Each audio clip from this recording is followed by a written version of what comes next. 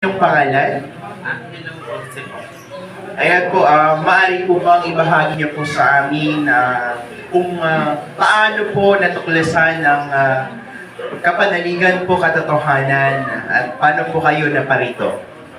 Bali po, magandang kaliwanagan po sa atin lahat. Ako po si Angelo Bursi, galing po ako sa Bicol.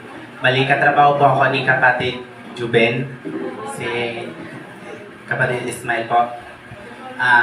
Bali po, matagal na po akong inayaya na makapunta po kami dito. Buong trabaho po namin, mga katrabaho, inayaya po ni kapatid. Pero marami pong humahadlang siguro po dahil sa hindi po sila nakasama na may kanya-kanya po silang rason.